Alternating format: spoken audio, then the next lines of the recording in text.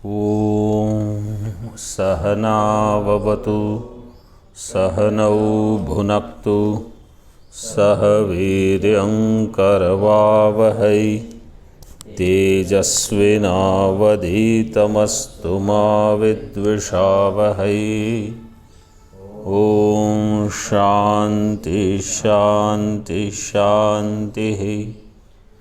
शङ्करं शङ्कराचार्यं केशवं बादरायणं सूत्रभाष्यकृतौ वन्दे भगवन्तौ पुनः पुनः। ईश्वरो गुरुरात्मेति मूर्तिभेदविभागिने व्योमवद्व्याप्तदेहाय दक्षिणामूर्तये नमः। ॐ शान्ति शान्ति शान्तिः।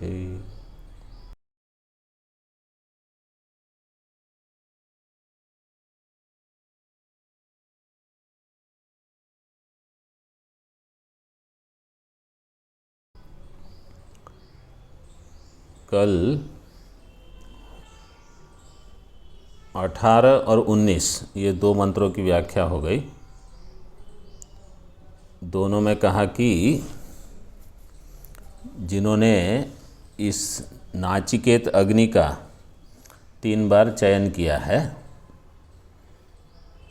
ऐसा विद्वान मृत्यु के पाश से छूटकर, मतलब मृत्यु के पाश को तोड़कर शोक से पार जाता है और स्वर्ग में आनंद से रहता है। शोकातिगो मोदते स्वर्गलोके। और इस प्रकार यमाचार्य ने कहा कि मैंने जो द्वितीय वर तुमने मांगा था वो दे दिया। तो प्रथम वर दे दिया पिता का परितोष, द्वितीय वर नचिकेता अग्नि, स्वर्ग अग्नि इत्यादि ये भी दे दी।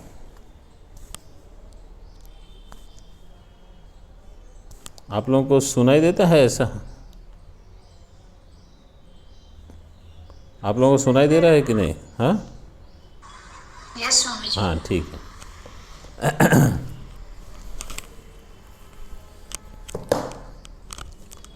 और तृतीय वर जो है, तृतीय वर के रूप में जो तुमने अभी मांगा नहीं है वो बाकी है। तृतीयम वरम नचिकेतो वृणीष्व, भाष्य में दिया। और चतुर्थ वर मैंने तुमको दे दिया, जो वित्तमयीम श्रृंकाम इत्यादि जो है उसका मैंने तुमको प्रदान कर दिया उसको। अब आगे देखो टीका में 23 पृष्ठ पर, पिता पुत्र स्नेहादि स्वर्गलोकावसानम यद वरद्वय सूचितम संसार रूपम तदेव कर्मकांड प्रतिपाद्यम आत्मनि आरोपितम। 2 वर के द्वारा पिता और पुत्र का जो स्नेह होता है, मतलब पिता का पुत्र के प्रति और पुत्र का पिता के प्रति ये जो स्नेह है स्नेहादि स्वर्गलोक अवसानम, और दूसरा स्वर्गलोक की प्राप्ति, वहाँ तक जो 2 वर में बताया गया है वो सारा का सारा संसार है। मतलब इहलोक में कुछ भी प्राप्ति और परलोक में कुछ भी प्राप्ति, ये जो सब का सब क्या है? संसार ही है और कुछ नहीं है। वही कर्मकांड के द्वारा प्रतिपाद्य है। तदेव कर्मकांड प्रतिपाद्यम, मतलब कर्मकांडेन प्रतिपाद्यम, कर्मकांड प्रतिपाद्यम। आत्मनि आरोपितम, आत्मा में ये सब आरोपित है। कल मैंने बताया था आत्मा में आरोपित है, इसका अर्थ क्या है? आत्मा की मेरी जो समझ है, अहंकार, यही भ्रांत समझ है। इस भ्रांत अहंकार के द्वारा जो कुछ भी सिद्ध होता है वो सब का सब भ्रांत ही होगा। जब मैंने अहम को ही गलत समझ लिया तो जो जो इदम मैं समझता हूँ वो इदम अहम के द्वारा ही समझा जाता है। जैसे इदम पुष्पम अगर मैं कहता हूँ तो ये पुष्प का ज्ञान किसको हो रहा है? अहम को। अहम पुष्पम जानामि, अहम पुस्तकम जानामि, अहम घटम जानामि, जो भी है तुम्हारा अगर अहम गलत है तो जो जो ज्ञान हो रहा है वो सब गलत जगह जा रहा है। मतलब दृष्टांत इसका दे सकते हैं, जैसे समझो किसी कोई एक बैंक अकाउंट में पैसा जमा कर रहा है, ठीक है, और अकाउंट नंबर गलत हो गया, फिर क्या होगा? वो जमा करते जा रहे हैं, वो लोग लेते भी जाएंगे, कहाँ जमा हो रहा है वो भगवान जाने। तो हमारा क्या है, अगर अहम ही गलत है तो उसके ऊपर आप जो जो रखते जाओ सब गलत जगह जा रहा है, ऐसा हो गया। तो यहाँ इसलिए कहा आत्मा में ये सब आरोपित है। जो जो अनात्म प्रपंच है, जो अहंकार के द्वारा सिद्ध हो रहा है, ये सब आरोपित है, क्योंकि अहंकार खुद ही आत्मा में आरोपित है, वो भ्रांत समझ है। आरोपितम तन निवर्तकम च आत्मज्ञानम, यहाँ तक हमने किया था। उसका निवर्तक, किसका निवर्तक है आत्मज्ञानम? जो आरोपित वस्तु है उसका निवर्तक। जैसे रज्जु में अगर सर्प आरोपित है, रज्जु में सर्प आरोपित है, मतलब इसको ऐसा समझना, आत्मा में अहंकार आरोपित है। अहंकार मतलब ये जो मैं बुद्धि हमारी बनी है ना, मैं मनुष्य हूँ, मैं पुरुष हूँ, मैं महात्मा हूँ, मैं कैलाश वाला हूँ, जो भी, मैं इस गुरु से निष्ठित हूँ, मैं उससे दीक्षित हूँ, जहाँ जो भी हमारी भ्रांति चल रही है, यही एक आरोपित है समझ। वो सर्पस्थानीय है।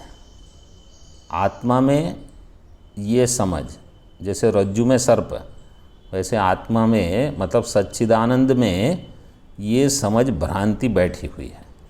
इसकी निवृत्ति आत्मज्ञान से होगी। इसलिए ये सब आश्रम इसलिए बना है, यहाँ सब लोग यही इसीलिए करते हैं, मतलब सब छोड़ छाड़ के आना, ये सब किस लिए है? ये जो गलत समझ बनी बैठी है कि मैं ये मनुष्य हूँ, इसको हटाना है। मैं मनुष्य नहीं हूँ, मैं ब्रह्म हूँ, मैं पुरुष नहीं हूँ, मैं ब्रह्म हूँ। दोनों समझ साथ में एक सत्ता में नहीं बनेगी। मैं मनुष्य भी हूँ, मैं ब्रह्म भी हूँ, ये केवल तभी होगा जब मैं ब्रह्म हूँ ये हकीकत है और मैं मनुष्य हूँ ये मिथ्या है। ऐसे हो सकता है, दोनों समान स्तर पर नहीं बनेंगे। तो एक का निवर्तन जब होगा, इसलिए कहा निवर्तकम। कोई कहेगा निवर्तन करने की क्या ज़रूरत है, वो भी रहे ये भी रहे, सबको हम समझा लेंगे, ऐसा नहीं चलता। आरोपित अगर सर्प है तो रज्जु नहीं, रज्जु रहेगी तो सर्प नहीं। मतलब सर्प बुद्धि बनी रही है तब तक रज्जु बुद्धि बनेगी नहीं। और जब रज्जु बुद्धि प्रविष्ट हो जाएगी बुद्धि में, कैसे? जब प्रमाण ठीक है, अंतःकरण शुद्ध है, वो अपने आप रज्जु का ज्ञान कराएगी। जब रज्जु का ज्ञान होगा तो सर्प बुद्धि बनाना चाहो तो भी नहीं बनेगी। ठीक है। तन निवर्तकम च आत्मज्ञानम, तो आत्मज्ञान वो आरोपित संसार का निवर्तक है। पूरा संसार ही आरोपित समझ लो। हमने केवल अहंकार से लिया, क्योंकि अगर अहम आरोपित है तो अहम से फिर पूरा ब्रह्मांड आरोपित रहेगा। अब आगे का पद देखो। इति अध्यारोपापवाद भावेन, अध्यारोपापवाद न्याय जो है,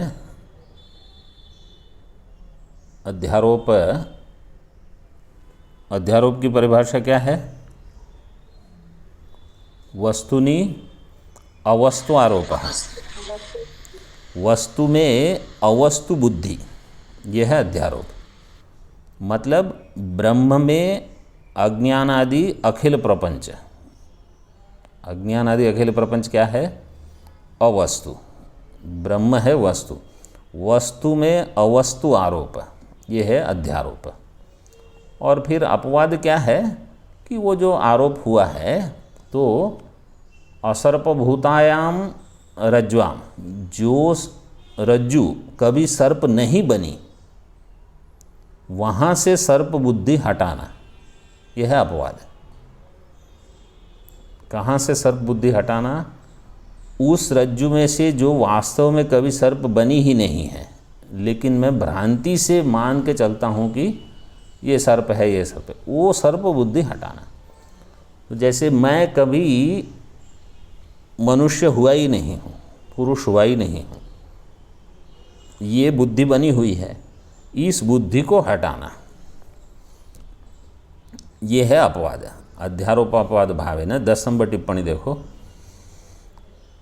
भावेन संबंधम इति तदात्मकं संबंधम इत्यर्थः, तत्प्रयुक्तं वा नियमेन अव्यवहित पूर्वोत्तर वृत्तित्व रूप संबंधम इति।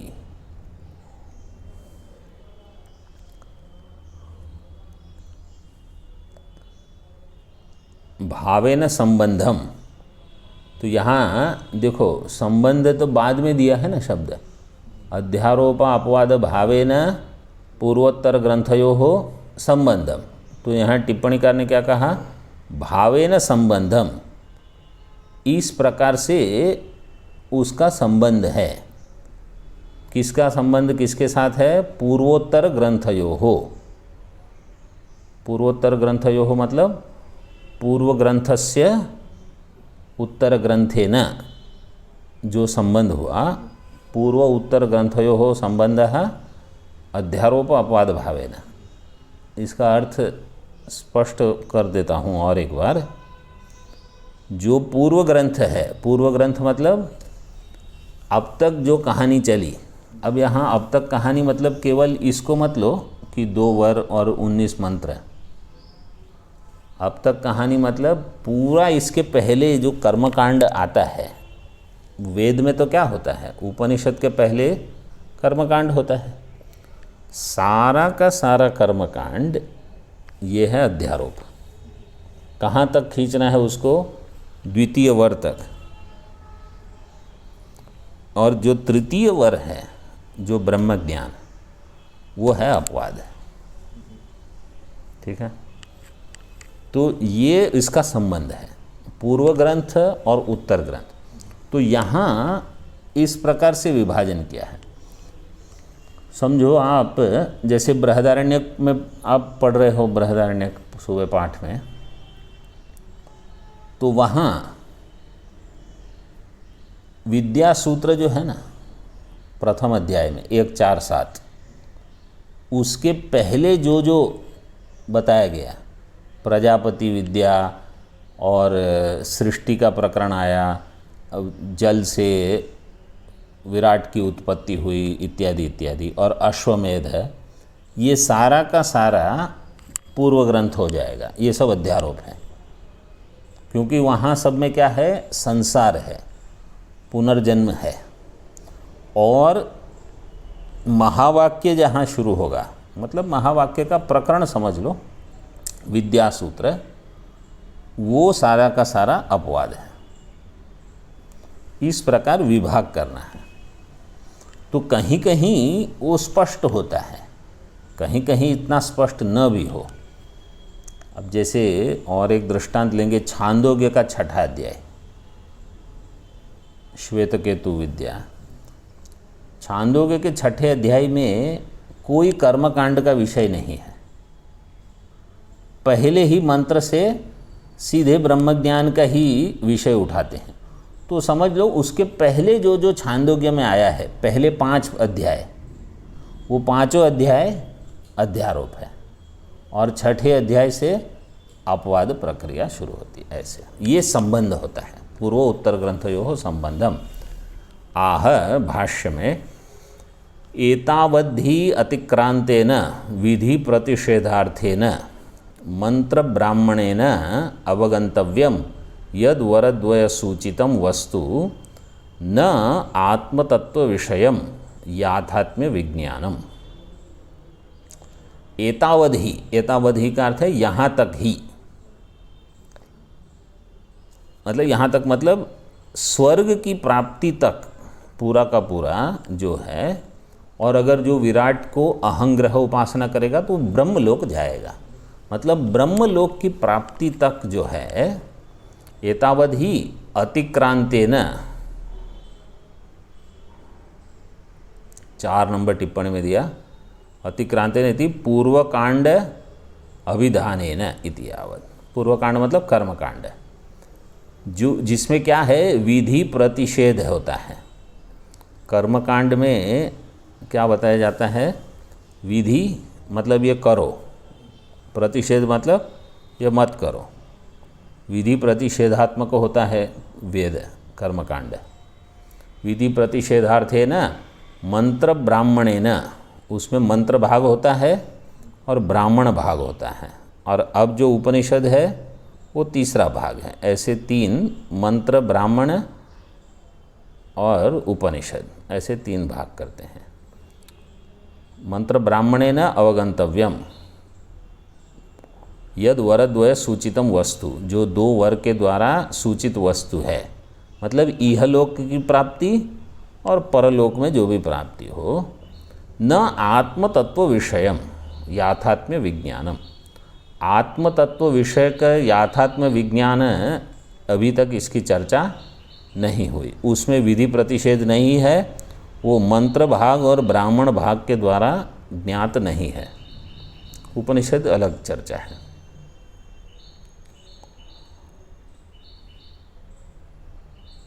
अतः अतो विधि प्रतिषेधार्थ विषयस्य आत्मनि क्रियाकारक अध्यारोपण लक्षणस्य स्वाभाविकस्याज्ञानस्य संसारबीजस्य निवृत्त्यर्थं तद्विपरीत ब्रह्मात्मैकत्व विज्ञानं क्रियाकारक फलाध्यारोपण लक्षण शून्यम आत्यंतिक निश्रेयस प्रयोजनम वक्तव्यमिति उत्तरो ग्रंथ आरभ्यते।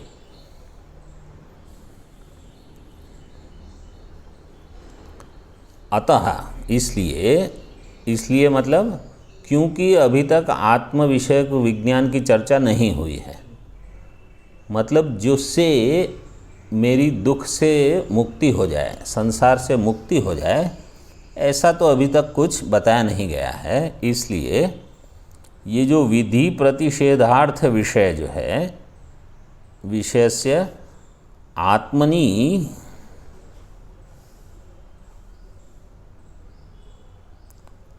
अध्यारोपण लक्षणस्य, आत्मा में जो अध्यारोपित किया गया है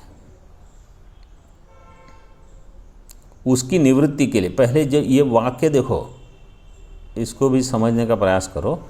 ये वाक्य इतना लंबा वाक्य है, ठीक है, तो 3 पंक्तियाँ हो जाती हैं, तो भी वाक्य में से जो जो केवल आवश्यक हो उसको लेके पहले एक छोटा वाक्य बनाना चाहिए, नहीं तो आपको समझ में नहीं आएगा कि ये क्या बताना चाहते हैं। तो इसको छोटा कैसे करेंगे, देखो, अतः विधि प्रतिषेधार्थ विषयस्य, जो विधि प्रतिषेध विषय है, आत्मनि आरोपण लक्षणस्य, आत्मा में वो आरोपित है, आरोपण लक्षणस्य निवृत्त्यर्थम, उसकी निवृत्ति के लिए उत्तरो ग्रंथ आरभ्यते। जो आत्मा में आरोपित किया गया है विधि प्रतिषेधार्थ है, उसकी निवृत्ति के लिए आगे का ग्रंथ है। ये संक्षेप में अगला पद हो गया, अगली पंक्ति हो गई। अब इसकी दो समझ होनी चाहिए। देखो, एक समझ क्या है, हमारे जीवन में अब कोई कहेगा कि अच्छा ये विधि प्रतिषेध तो जो कर्मकांड पढ़ेंगे उनके लिए है, हमने तो कहाँ पढ़ा है, हम तो सीधे वेदांत में ही प्रविष्ट हुए हैं, तो हमने कहाँ पूर्व मीमांसा नहीं की, इतनी सीधे उत्तर मीमांसा में कर रहे हैं। तो भले हमने ग्रंथ अध्ययन नहीं किया है, लेकिन विधि निषेध जो समाज में है वो हम पर लगते हैं। ये करो, वो मत करो, यहाँ जाओ, वहाँ मत जाओ, ये जो नियम हैं ये हम सब पे लगते हैं। ठीक है, ये कब तक लगेंगे मुझ पर? अगर कोई प्रश्न उठाता है, बोले जब तक आप अपने आप को ब्रह्म न जान लो, तो तब तक समाज का अनुशासन रहेगा, माता पिता आचार्य का अनुशासन रहेगा, वेद का अनुशासन रहेगा। जब ब्रह्म ज्ञान हो जाए, मैं जान लूँ कि मैं ब्रह्म हूँ, इसके बाद अनुशासन की आवश्यकता नहीं है। मैं स्वेच्छा से ग्रहण कर सकता हूँ और नहीं चाहे तो नहीं भी ग्रहण कर सकता हूँ। ये स्वातंत्र्य मुझे रहेगा। जब तक ये ज्ञान नहीं हो गया तब तक ये स्वातंत्र्य भयजनक है मेरे लिए। तो कहीं भी, इसलिए जिनको आप लोगों ने सुना मैंने क्या कहा, फ़ोन वाले, भयजनक है। भयजनक मतलब वो मेरे लिए खराब है, क्योंकि मुझ में इतनी विवेक शक्ति नहीं है। मुझे लगता है कि मैं तो बहुत विवेकी हूँ। शास्त्र, वेद जानता है सबको कि कौन कितना विवेक कर सकता है। तो इसलिए वेद ने एक मर्यादा बना दी है कि जब तक आपको ब्रह्म ज्ञान न हो तब तक आप पर अनुशासन रहेगा। ये वेद का वाक्य हो गया। तो अगर कोई कहता है कि नहीं मैं कोई नियम व्यम पालन नहीं करने वाला, बोले आप बाद में दुखी हो जाओगे। उस समय आपके पास ये गलती सुधारने का अवसर नहीं रहेगा कि अरे मैंने पहले ठीक से किया होता तो, ये आप नहीं बोल पाओगे फिर। क्यों? क्योंकि आपका समय चला गया। तो इसलिए शास्त्र ने जो मर्यादा तय की है वो सबके लिए है। इसलिए जो वो एक श्लोक बोलते हैं,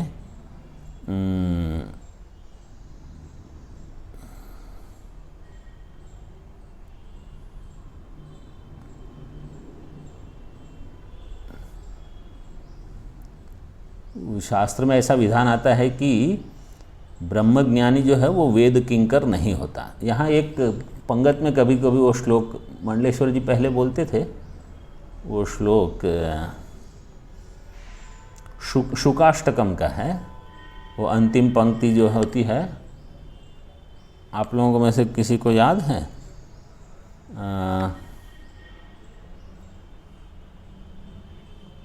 कभी कभी सत्यानंद बोलते हैं,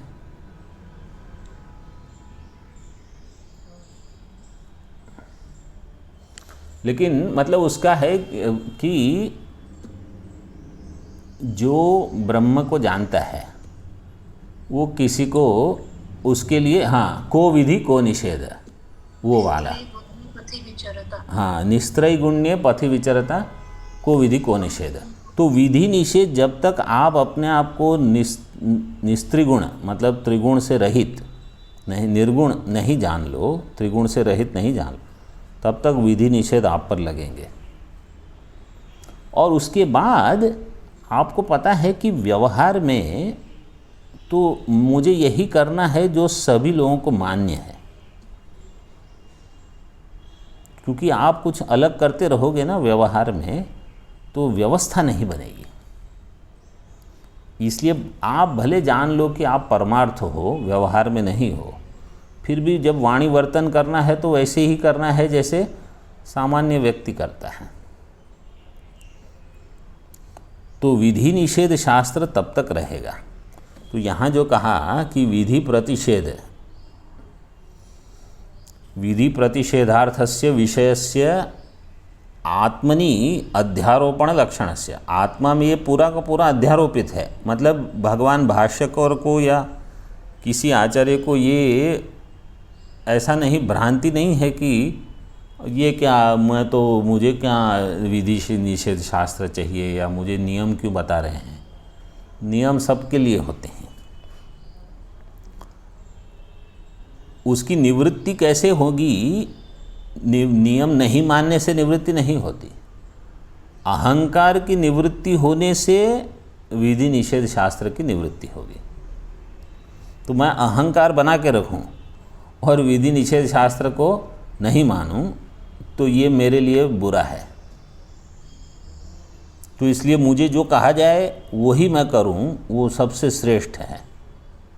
और जिस विषय में हमारी इतनी प्रज्ञा नहीं है कि मुझे क्या करना, क्या नहीं करना, कब करना, क्यों नहीं करना, तो श्रेष्ठ यही है कि कोई मुझे बता दे तो मैं उसी हिसाब से चलता रहूं, जब तक मैं अपनी कामनाओं से ऊपर न उठ जाऊं, अपनी वासनाओं से ऊपर न उठ जाऊं और अज्ञान से बाहर ना आ जाऊं, तब तक मुझे अनुशासन चाहिए।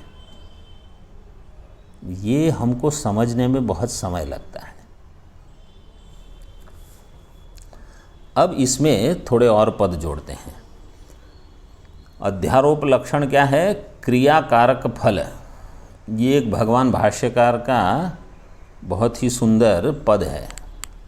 अध्यारोप किसका किया है? 3 चीज़ में पूरा ब्रह्मांड ले लिया। देखो उन्होंने, एक तो कारक, कारक में सब आगे जो चीज़ आपको दिखती है वो या तो कर्ता होगी, कर्म होगी, करण होगी, संप्रदान, अपादान, कहीं न कहीं और अधिकरण।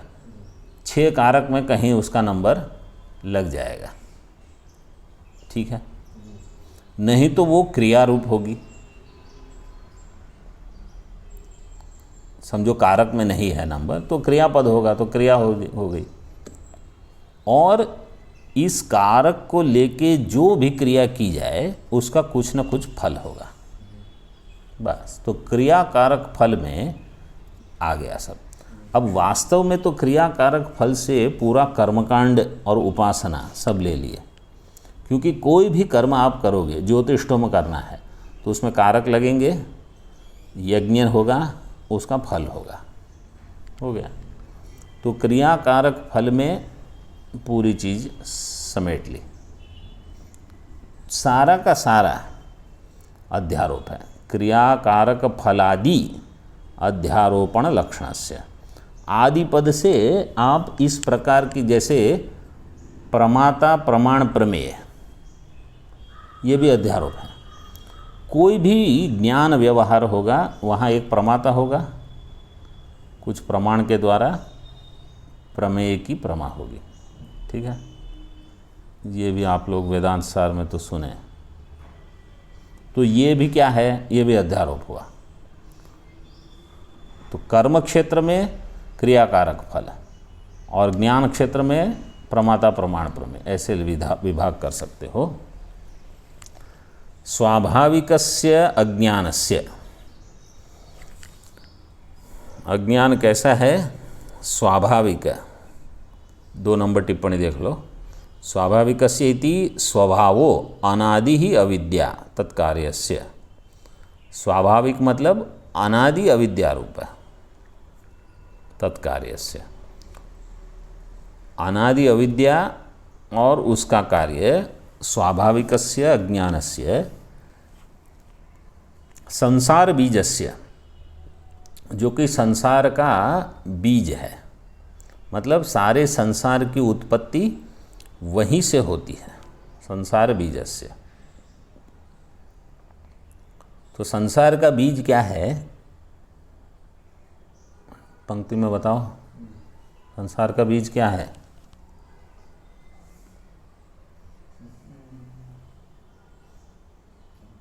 अज्ञान। अज्ञान है संसार का बीज। अज्ञानस्य संसार बीजस्य मतलब जब मेरी बुद्धि में, देखो यह पंक्ति तो हमने पढ़ ली ना। अब जब मेरी बुद्धि में ये समझ बैठ जाए कि अगर मैं दुखी हूँ इसका कारण है अज्ञान, तब समझ लो ये पंक्ति मैंने समझ ली। अगर मैं दुखी हूँ और मैं इसके कारण मैं दुखी हूँ, उनके कारण मैं दुखी हूँ, ये समस्या है इसलिए मैं दुखी हूँ, वो परिस्थिति है इसलिए मैं दुखी हूँ, तो ये पंक्ति अभी मैंने समझी नहीं। ये पंक्ति कब समझ में आएगी? जब मैं ये समझ लूँगा कि मैं दुखी इसलिए हूँ क्योंकि मुझ में अज्ञान भरा हुआ है। क्या अज्ञान? कि मैं अपने आप को ये व्यक्ति जानता हूँ, मैं अपने आप को ब्रह्म नहीं जानता। इसके कारण मैं दुखी हूँ। संसार का अर्थ आप दुख समझ लो, जो भी मैं परेशान हूँ, जो भी आप कहो। इसलिए अगर ये मुझे समझ में आता है ना, तो मैं किसी को दोष नहीं दूंगा। ये ऐसा है, वो वैसे हैं, ये क्यों ऐसा कर रहा है, वो कुछ नहीं। एक ही समस्या है, मैं अपने आप को ब्रह्म नहीं जानता, बस। ये देखो, वेदांत पढ़ना जो है ना, वहाँ केवल ये स्वाभाविक से अज्ञान संसार भी जैसे हो गया, ऐसे नहीं होता। ऐसे अगर हो जाता तो उपनिषद कितने लोग पढ़ चुके हैं, सभी ब्रह्मज्ञानी होते। सबके जीवन में ये घटता ही नहीं, क्योंकि हम इस विद्या को अगर ऐसे ही पढ़ेंगे जैसे अन्य अपरा विद्या पढ़ते हैं, तो कहाँ आप में सुधार होगा। मेरी बुद्धि में ये स्पष्ट रहना चाहिए कि अगर कोई समस्या है तो केवल एक ही है, अज्ञान, बाकी कोई समस्या नहीं है। तो फिर मेरा सारा प्रयत्न उसी को हटाने में रहेगा। नहीं तो मेरा प्रयास कहाँ होगा, इसको ठीक करो, उसको ठीक करो, यहाँ से वहाँ जाओ, वहाँ से वहाँ जाओ। मैं कहता हूँ आप जहाँ जाओ अज्ञान नहीं रहेगा क्या? बस वो वहाँ भी आएगा। उस कमरे में अगर नहीं था तो क्या इस कमरे में नहीं आएगा क्या? अगर वहाँ नहीं था तो यहाँ नहीं रहेगा, और अगर वहाँ था तो यहाँ भी रहेगा। तो ये चीज़ समझना। और ये भी व्याप्ति है। अगर मैं दुखी हूँ तो मैं अज्ञानी हूँ। जैसे अगर धूम है, यत्र यत्र धूम, तो यत्र यत्र दुखम, आप ऐसे व्याप्ति बनाना शुरू करो। तो अगर दुख है तो उसका कारण अज्ञान है, उसका कारण और कोई नहीं है। ये समझ में आना चाहिए। उसकी निवृत्ति के लिए फिर प्रयास करना है। तस्य निवृत्त्यर्थम तद विपरीत ब्रह्मात्मैकत्व विज्ञानम। उससे विपरीत क्या है? ब्रह्मात्मैकत्व विज्ञानम। और वो पूरा का पूरा यहाँ उसका विरोधी दे दिया, क्रिया कारक फल अध्यारोपण लक्षण शून्यम। तो संसार बीज जो है वो है क्रिया कारक फल अध्यारोपण लक्षण, और उसका विपरीत जो विज्ञान है वो है क्रिया कारक फल अध्यारोपण लक्षण शून्यम। आत्यंतिक निःश्रेयस प्रयोजनम। आत्यंतिक निःश्रेयस का सरल शब्द है मोक्ष। मोक्ष ही इसका प्रयोजन है। मतलब मोक्ष की प्राप्ति के लिए ही उत्तरो ग्रंथ आरभ्यते। आगे का जो ग्रंथ है वो किस लिए है? कि भाई मुझे मोक्ष मिले। किससे मोक्ष चाहिए? अज्ञान से। अज्ञान से ही मोक्ष चाहिए। वो अज्ञान में फिर क्रियाकारक फल, पूरा अध्यारोप, संसार सब आ जाता है। आत्यंतिक निःश्रेयस ये शब्द का प्रयोग क्यों किया, इसको हम कल देखेंगे, ठीक है। और एक दो टिप्पणी भी देख लेंगे। ओम पूर्णमदः पूर्णमिदं पूर्णात् पूर्णमुदच्यते पूर्णस्य पूर्णमादाय पूर्णमेवावशिष्यते। ओम शांति शांति शांति। शंकरं शंकराचार्यं केशवं बादरायणं सूत्रभाष्यकृतौ वन्दे भगवन्तौ पुनः पुनः। ईश्वरो गुरुरात्मेति मूर्तिभेदविभागिने व्योमवद्व्याप्तदेहाय दक्षिणामूर्तये नमः। ओम शांति शांति शांति।